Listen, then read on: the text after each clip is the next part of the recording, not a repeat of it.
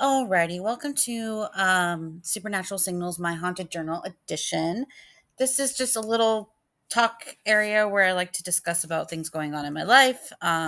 Usually focus on the supernatural, but just anything I feel like discussing and chatting about, really.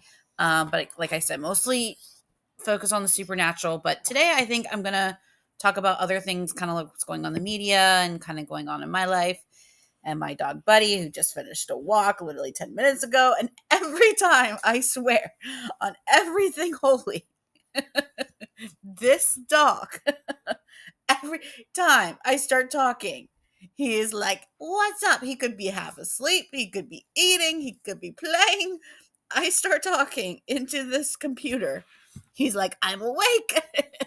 Who are you talking to? And I love him to death, but we got to figure this out. No, we don't. I love you. He just took a walkie. It was really nice out.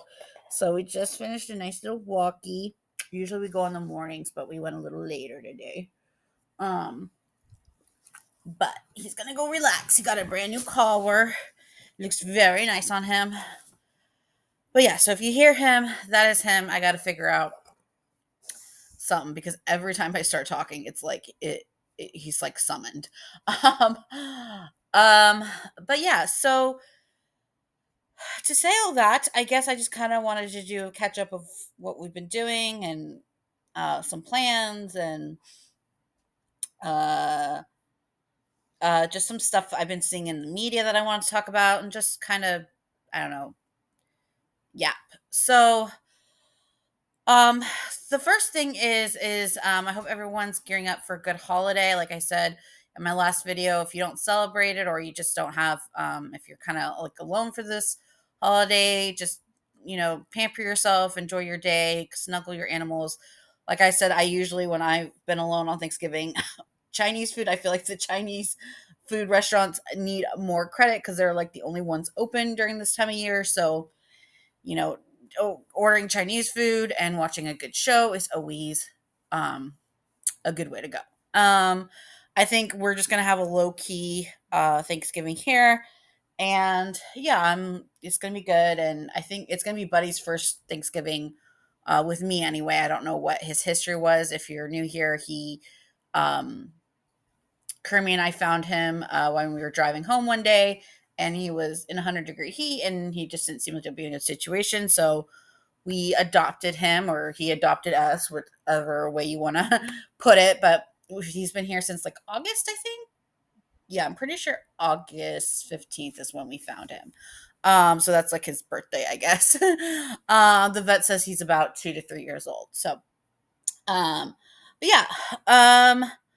Other than that, I guess what I wanted to talk about is plans. Kermie and I haven't really, when we met, our relationship was kind of unique, is that we didn't really have a dating honeymoon phase. We just kind of, there was a lot going on in both of our lives at the same time. And then, like, it kind of like, it, it's just one of those things that's hard to describe, but we just didn't really have time for a honeymoon phase. It was kind of like one of those things where we were just like, hi, let's like do all this stuff and then, get used to each other along the way. It's kind of a unique relationship in that way. But um so we kind of joke where we're like, we still I like well, I joke with him anyway. I'm like, I still never had my honeymoon phase, like type thing. So so we're kind of hoping to kind of start making up for that. So we're planning hopefully a I don't even want to say a trip, maybe like a day trip or something. Cause there's, like I said, I don't live in the boondocks. Like there's a Target here. I don't live in the boondocks or anything like that. Like there's a Target and Walmart and essential stuff here, a mall, but it's not like there's not like Whole Foods, there's not like World Market, there's not like a Galleria or anything like that. Like it's like basic stuff. And so it'd be nice to kind of we're thinking about taking just like a day trip or something.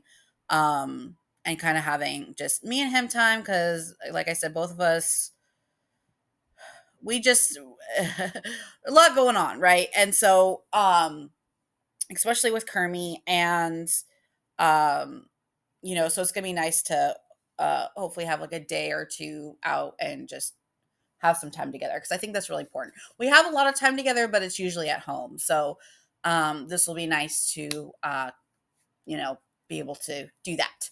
Um, so if I do that, I might vlog some pieces. Obviously, I'm not going to show myself or Kermie, but just kind of maybe a montage of what we do, and I'll just put it in a haunted journal update. I really think I'm going to just make these videos like kind of like a podcast slash like just showing what I've been up to and bits and pieces of my life, and then kind of like cover the stuff I want to cover supernatural wise. So there you go. And honestly, it's up to him if he wants to um, do it or not, because he keeps saying we've been going to have these days, and I've said this many times. He doesn't know how to turn off work, and he needs to let other people do work instead of me and him, because we've been going and going and going, and yeah, um, I just think he needs to let go of certain things so we can do our own thing. Because I don't know, like if you have like coworkers that you've been training for so long, like eventually stop training them and let them do the job that you trained them for, right? So you can move on. So that's the kind of stuff that he's been working on so much. And I just like, I keep trying to be like, tell your boss, like, let it go, because just like let it go, because it affects our relationships at some point, because I do help him with his work. And I have my own work. So it's like, and then, you know, trying to live a life, and it's one of those things where it's like, this is off topic and I'm going to get to, this is my diary and he knows I say these things, so it's okay. But um, it's like, I don't know if anyone else, it's just like one of those things where it's like the people he's training talk a lot, and they have this like superior thing. Cause like I've said it before in one of my videos about Kermie, that like he has a job that can help people. And so the people around them, sometimes not all of them, kind of talk a lot and act like they have this bravado, but they don't really produce a lot, right? They let excuses get in their way, right? And Kermie's the opposite of that. I'm kind of like a medium. I'm depending on what it is, I'll go like Kermie, but like also I want to have a life with my boyfriend. I think most people can relate.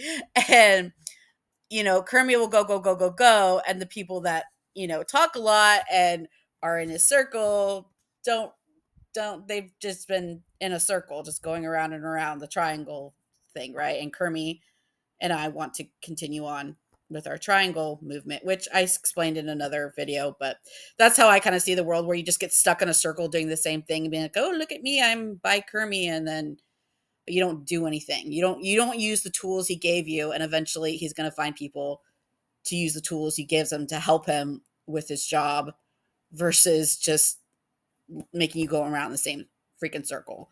I hope people can understand that. I think anyone that's been in the job market understands that, where you have some coworkers that talk big and blah blah blah, and then eventually people find out like, you haven't been doing anything for the last 15 years. What the fuck are you doing here, bro? So um that's kind of what I'm dealing with. And I know it's like, oh, it's his work, but it's like I said, if you know Kermie, he loves the supernatural and he loves his work, and he puts his all in everything, but he also needs to put he wants to put his all in everything, but he can't. No one can do that, and it's like, so some of that gets sacrificed, where it's like, okay, but we need to be human too, and we need to take care of ourselves, and that's part of doing fun things in a relationship. And don't get me wrong, he's really good to me, but as far as like being able to go do something fun and just for us and enjoy life, we deserve that. And I don't care if that sounds cocky. We fucking deserve that. So,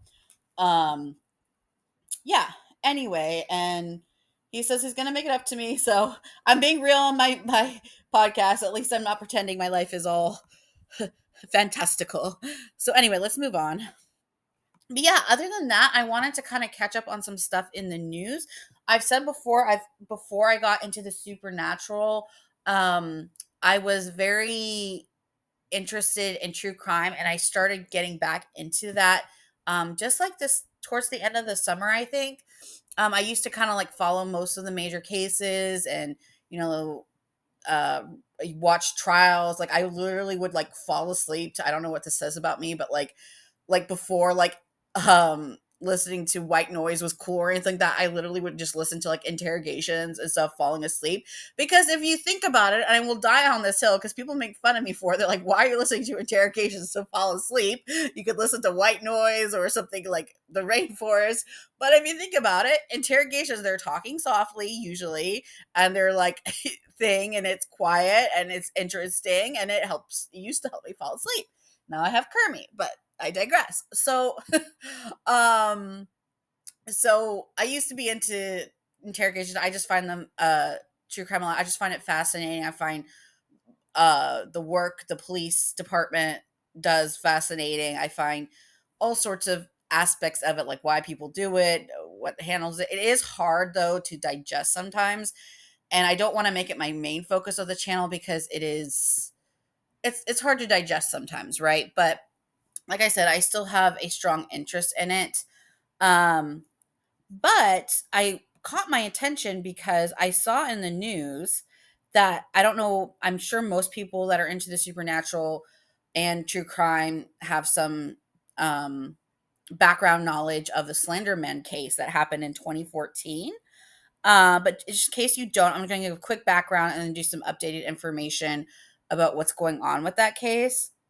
So back in 2014, there were two girls, Morgan Geyser and Anissa Weir. I can't pronounce her name, but Weir, Weier. They were only 12 at the time.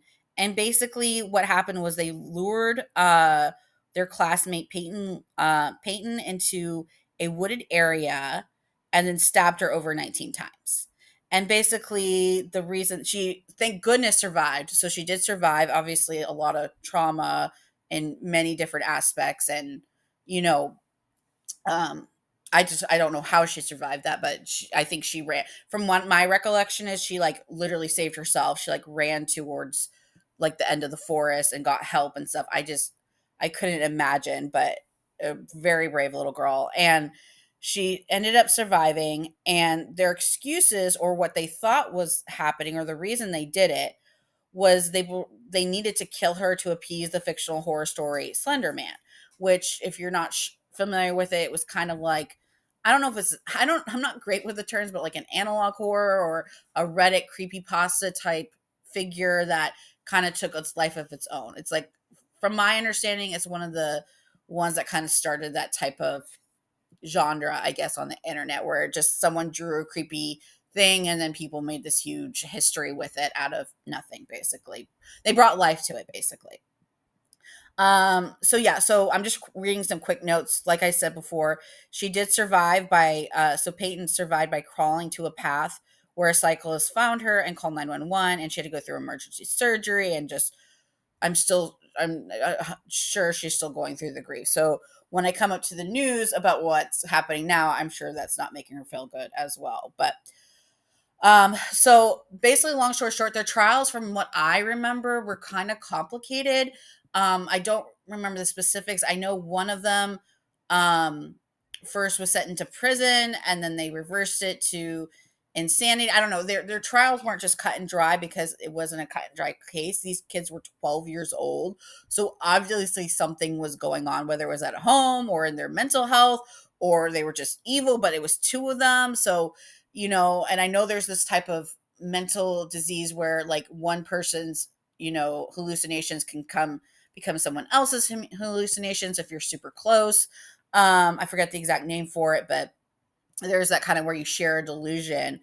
But over, like, for time's sakes, both girls were tried as adults, and then were found not guilty by reason of insanity, and then they were committed to mental institutions. So Morgan was up to 40 years, and Anissa was up to 25. And I think Morgan was more of the she was the one that was more into the delusion than the other one, than Anissa. So, from then, Morgan spent years at the Mental Health Institute in Wisconsin. So again, this happened in 2014. So by the time the trial and everything like that, she's probably spent a little less than 10 years in the institution, if that. And then she petitioned multiple times to be released. And then an April 2024 request was denied, but later a judge approved conditional release after experts said she made progress.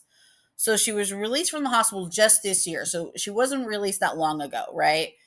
And she was allowed to go to a supervised group home with strict rules, GPS monitoring, and ongoing treatment, which honestly I think is very nice considering her original thing was 40 years. Like she got out before Anissa. Like I don't know what's going on with her, but 40 years is a long freaking time, and then she got out in less than 10 basically. Like, and then you'll see when I'm sure you probably already know, but I'm getting to that. So now she's 23, and then in November, so like this just happened this like past weekend, she caught off her GPS monitor and left her group home with a companion. Her companion is a transgender female, and she's older. So she's like, from my understanding, I watched the body cam of them getting caught. They were caught basically, um, I guess they walked a lot of miles and they ended up just falling asleep in front of like a CVS or something like that. And the cops came out and they were very nice. I watched the body cam footage. I'll put a link down below for it. But the cops were very nice to them. They were just like, "Oh, like, are you homeless? Like, what's going on? Do you need help? I can get you food." Like, they were just trying to get them out of the area and also help, like, you know. And they were acting weird, obviously, and then eventually it took a while, but they eventually found out who she was, and both of them got arrested and taken back. Um, so like I said, she was found the next day in Illinois, and she was sleeping. Oh, it was a truck stop. I'm sorry. So it was a truck stop, but it was like by a shopping area of the truck stop. And told the police, just Google me, after first giving a fake name. So what happened was she gave a fake name when they probed her for a name. And the worst part is she kept, here's the thing, she kept talking, and they were going to just say, "Hey, leave," and they were like, "Okay," but then she kept talking, and so that got the cops interest, and that's when he started asking for her name and stuff like that. If they just like got up their things and started walking away, like, they probably wouldn't have that much interest in them and wouldn't have gotten caught at that time. But anyway, so um basically she gave a fake name, and you can tell she was really scared and thing, but she gave a fake name, and then eventually they were like, "Okay, well, what's your real name?" And she was like, "I did do something bad." And I'm like, "Well, you didn't kill anybody, did you?" And it's like, "Well, yeah, kind of, almost, like, not technically, I tried to." So she told them to just Google me, and after she gave them a real name. And then she was taken into custody in Illinois and has now waived her extradition, meaning she agreed to be sent back to Wisconsin without fighting in court, which most people do. I know with the Jodi Arias case, he explained during the interrogation, what extradition is, and that's kind of how I learned about it. Usually, 9 times out of 10, people don't fight it, but if they do fight it, it's just to be a pain in the butt, and then the laws work around where they get extradited anyway, because that's where they have to be. That's where they have to have the trial for whatever they were involved in. Um, so um, so basically, right now, from my understanding, I watched a news report the other day, is that they have to, um, the prosecutors are asking a judge to revoke her release, but they have to like recommend it. So someone has to actually put it into the court documents and all that jazz. So that's still waiting on it. So she is back in custody, awaiting to return to Wisconsin. And like I said, the state is actively trying to cancel her conditional release and reinstitutionalize her, and then that will depend, of course, on the upcoming hearings. Um, yeah, so obviously, I watched the just a little bit of the clips of her getting arrested and everything, and I will say, like, obviously, what she did was stupid, and obviously, she really effed up. Like, you don't, it's hard for me because it's like I look at her because it's like the okay, I'm going to backtrack. The first thing I want to say is I did like the fact that with her friend, she like the whole time she was more concerned about her friend than herself. Like when they mentioned arresting them if they weren't giving the proper names, she like was like, my friend has nothing to do with this. Like she stood up for her friend like the whole time, and that's the reason she gave her real name.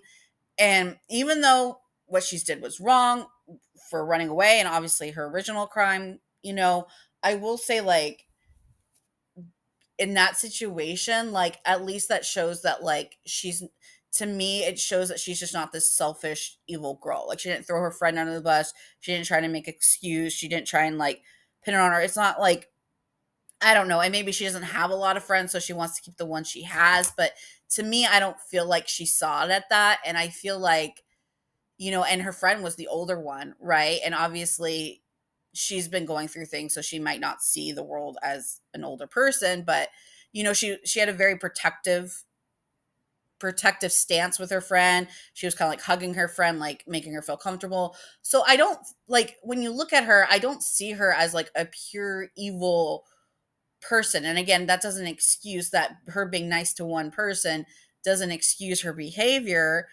and her like getting these chances, to have a normal life.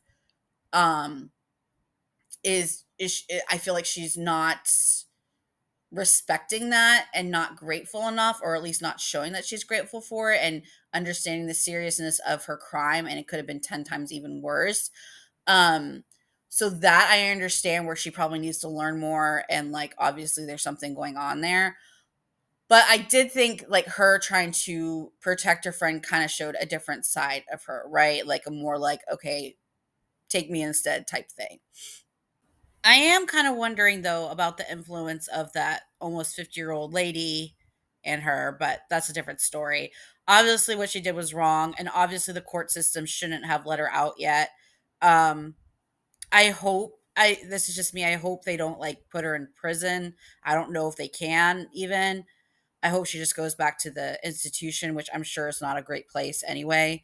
Um, but I mean, y'all have to think also, it's like she was 12 when she was locked up. So you're just a kid, right? You have like no life experience, and you also have a diagnosed really bad disorder. And then you did something very traumatic, which caused probably trauma to her, even though she's not the victim. I understand that. I want to make that perfectly clear. But, it having that disorder, I'm sure, is a trauma in itself.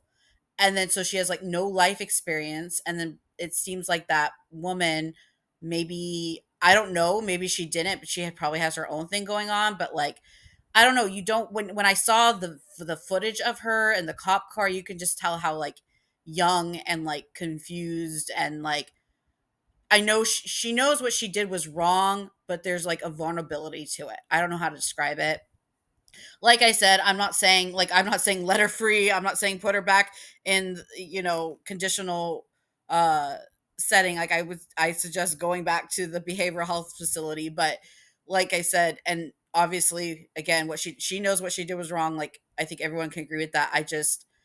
I feel bad for her. I do, because I see a lot of shows just kind of like going in on her, and I just don't think that's the type of case. Like I think there's just she didn't grow up in a normal setting, and then on top of that, she has a behavioral health issues. And top of that, she has probably bad influences. Not necessarily saying that lady is a bad influence.